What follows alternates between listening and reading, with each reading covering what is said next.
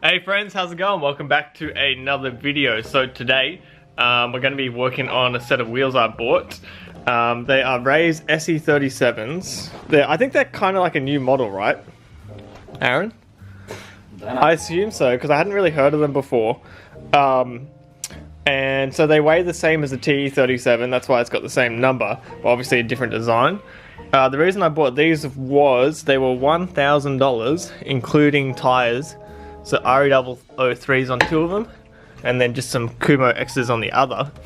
And they are staggered, so 17 by 8.5 and 17 by 7.5. So we'll run the wider ones on the front and the narrower ones on the rear to help with understeer. But the only problem is they're blue, as you can see. And the blue on the Accord, the grey on the Accord has lots of blue through it. And when we sort of put them up next to the car, it looked really dumb. I hated the colour on it. If the car was white or black or something else, I'd leave them. But not with the grey. It just, I don't know, because it's like a steely blue grey, it just didn't suit it. It looked trash. It looked bad. It looked like, it made the wheels look really cheap, it made the car look cheap. So what we're going to do is be cleaning them up and repainting them. So we're going to paint strip them first, and then sand them, prep them, all that sort of stuff. And then I'll just show you the color I bought for them. I wanted to do like a bronze brown color, and this is the closest I could find. Good focus, right? And this is called Bright Copper Rose. So we'll see what it looks like on. It might be cool, who knows? It was the closest color they had to what I wanted. But yeah, so we'll just start with paint stripping the wheels, because the guy who I bought these off said that these were just painted by his mate. I think he worked in a paint shop, but it just means they haven't been blasted or coated, which means we should be able to strip it off. And then we'll see how bad condition the wheels are actually in. You can actually see here the paint's chipping off already. So obviously a pretty shitty job. So we'll try and fix it up a bit. Alright, so this is all the stuff we had to buy from Bunnings. We got poly stripper, which is just paint stripper.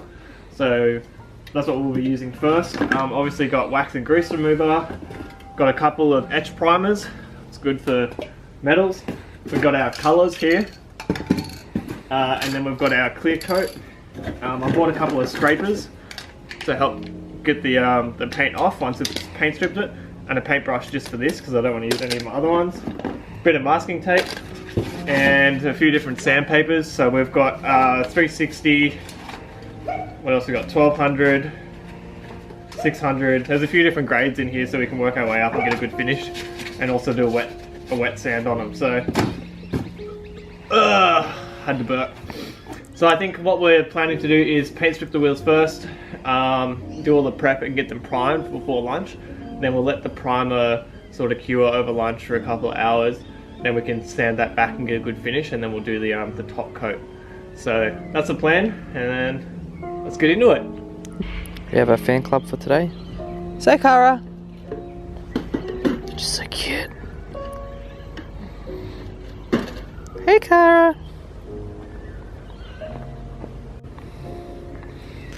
So explain to me how this works.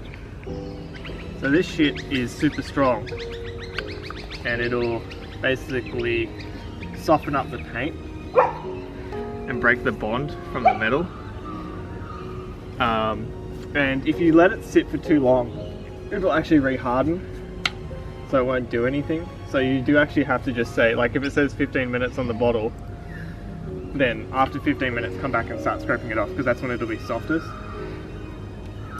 I'm getting a bit on the tyre, but from what I've read it doesn't really matter too much.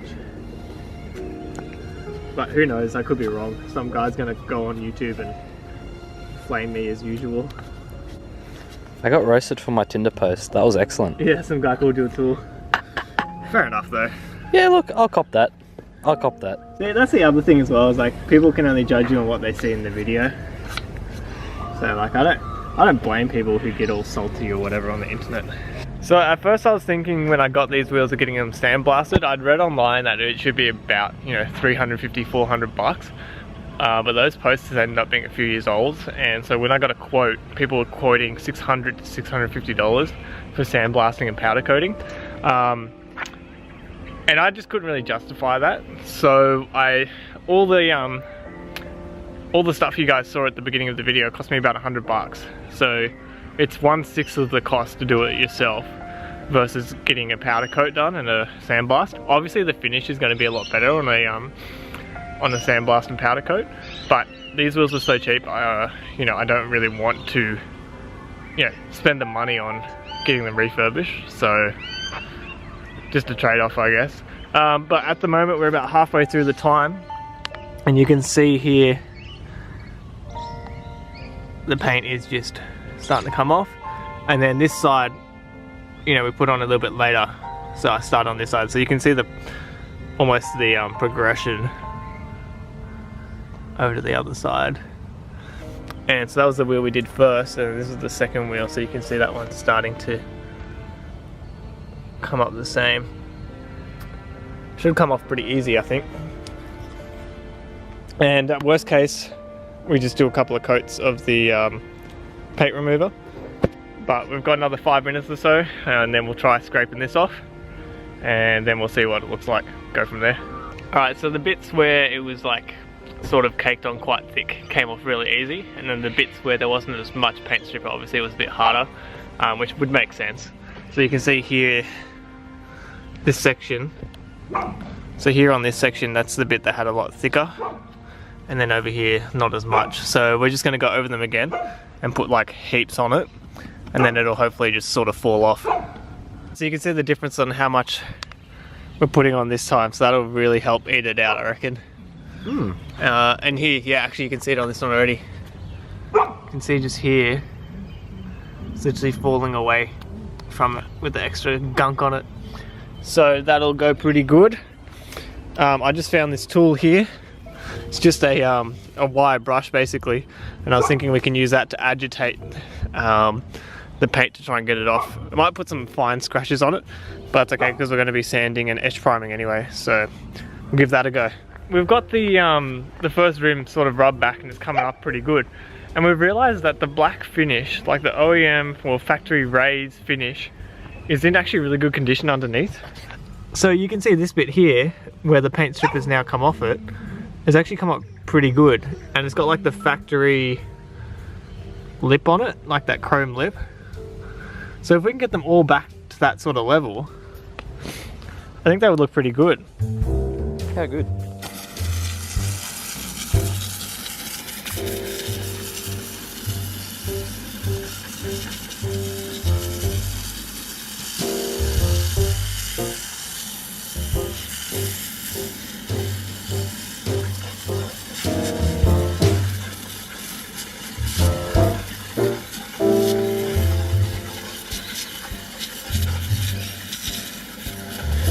So that's your lip of the rim there, and it looks pretty good, comes up alright.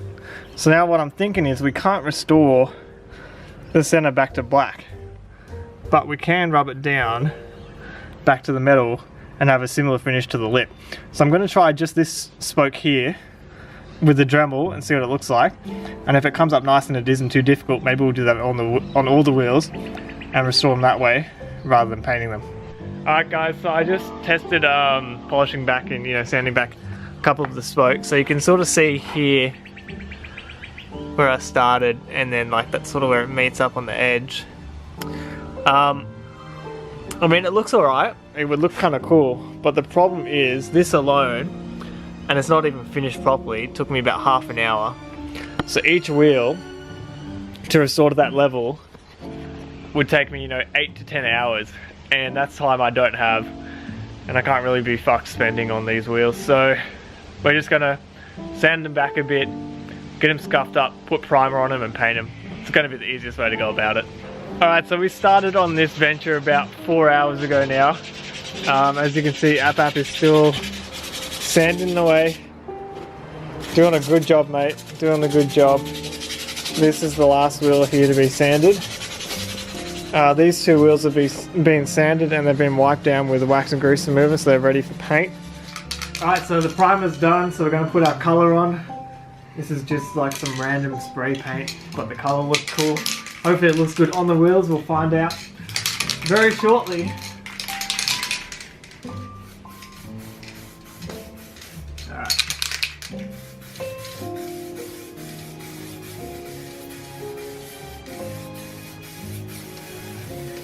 Oh yeah.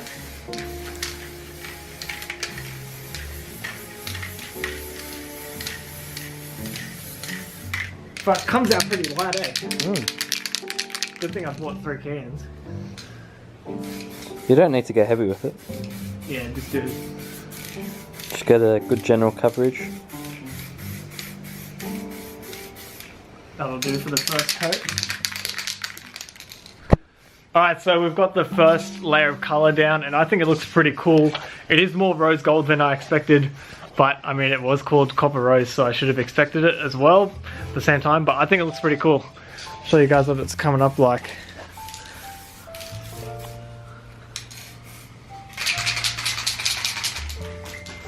I think they look pretty sweet, actually. It doesn't look like a typical rattle can colour, which is nice. And then once we get clear on it as well, it should pop even more. We've done sort of like our light first and sort of second coating. So we'll just keep going over it until we run out of paint now, just doing light dustings, I guess. Make sure we've got full coverage, nice depth of colour. And then let it cure for a while, and then we'll put the clear coat on.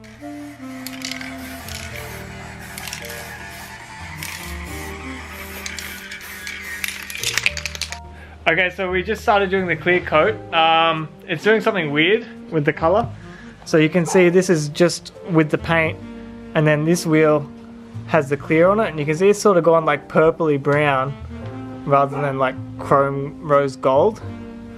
Don't mind the color, but we're just trying to figure out what's happening. It looks like some sort of chemical reaction. So we're going to let this one sit for a bit and see what happens, and then go from there. So the clear is done. It has kind of stuffed up the paint a little bit in a couple of spots. We're not really sure why. It's still quite wet here, as you can see. But I think they came up pretty good. They'll suit the car better at least anyway. So yeah, so this is a bit of a short and sweet video compared to what I have been putting up. But as always, I should say, feel free to like, comment and subscribe and all that stuff. Otherwise, tune in next time. We'll be putting the wheels on the car, hopefully with some low, maybe with some big brakes. And then we'll be pretty much track ready. But as always, thanks guys for watching, and we'll see you next time. Bye!